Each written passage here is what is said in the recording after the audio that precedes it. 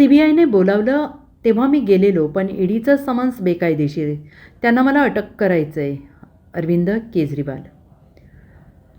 दिल्ली दारू घोटाळा प्रकरणी ईडीनं तब्बल 3 समन्स धाडली, पण तरी अरविंद केजरीवाल चौकशीसाठी हजर झाले नाहीत. अशातच काही आप नेत्यांनी बुधवारपासूनच ईडीनं अरविंद केजरीवाल यांना अटक करण्याचा घाट घातल्याने दावा करण्यास सुरुवात केली.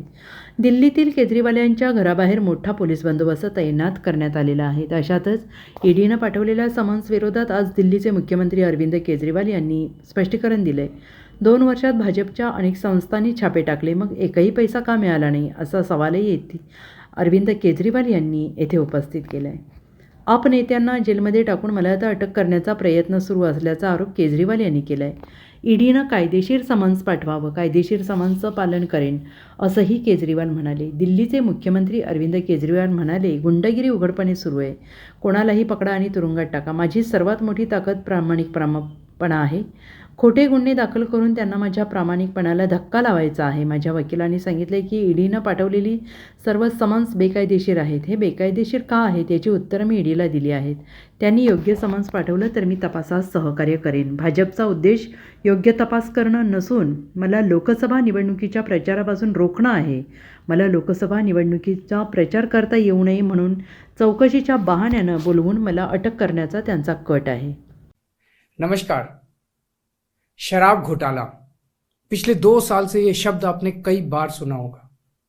2 साल से बीजेपी की सारी एजेंसीज कई रेड मार चुकी हैं, कई लोगों को गिरफ्तार कर चुकी हैं, लेकिन अभी तक एक भी पैसे का हेरफेर कहीं नहीं मिला, कहीं से एक भी पैसा नहीं मिला।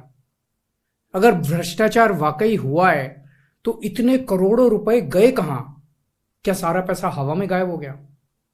सच्चाई यह है कि किसी तरह का कोई भ्रष्टाचार हुआ ही नहीं। अगर होता तो पैसा भी मिलता। ऐसे फर्जी केस में आम आदमी पार्टी के कई नेताओं को इन्होंने अभी तक जेल में रखा हुआ है। किसी के भी खिलाफ कोई सबूत नहीं है, कुछ साबित नहीं हो रहा, खुलेआम गुंडागर्दी चल रही है, किसी को भी पकड़ के जेल में डाल दो। अब बीजेपी मुझे गिरफ्तार करना चाहती है। मेरी सबसे बड़ी संपत्ति, मेरी सबसे बड़ी ताकत मेरी ईमानदारी है।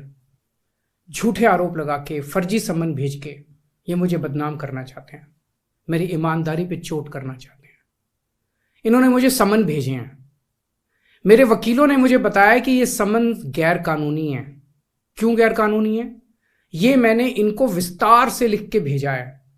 मैंने बताया है कि उनके समन कैसे गैर कानूनी है, लेकिन उन्होंने मेरी एक भी बात का जवाब नहीं दिया। इसका मतलब उनके पास मेरी बातों का जवाब नहीं है। इसका मतलब वे भी मानते हैं कि उनका नोटिस गैर कानूनी है। क्या मुझे एक गैर कानूनी समन का पालन करना चाहिए? अगर कानूनी रूप से सही समन आएगा तो मैं पूरा सहयोग करूंगा। बीजेपी का मकसद जांच करना तो है ही नहीं। इनका मकसद तो लोकसभा चुनाव में मुझे प्रचार करने से रोकना है। ठीक लोकसभा चुनाव के पहले इन्होंने मुझे समन भेजा है। क्यों? इस जांच को चलते 2 साल हो गए, अभी ठीक लोकसभा चुनाव के पहले मुझे क्यों बुलाया जा रहा है? पहले क्यों नहीं बुलाया? सीबीआई ने मेरे को 8 महीने पहले बुलाया था, मैं सीबीआई में गया था, उनके सारे जवाब भी दिए थे। लेकिन अब ये लोग ठीक लोकसभा चुनाव के 2 महीने पहले मुझे बुला रहे हैं। तो बीजेपी का मकसद कोई पूछताछ करना थोड़ी है। इनका मकसद है पूछताछ के बहाने केजरीवाल को बुला लो और उसे गिरफ्तार कर लो, ताकि मैं लोकसभा चुनाव में प्रचार न कर पाऊं। ब्युरो रिपोर्ट, SBN मराठी, नवी दिल्ली.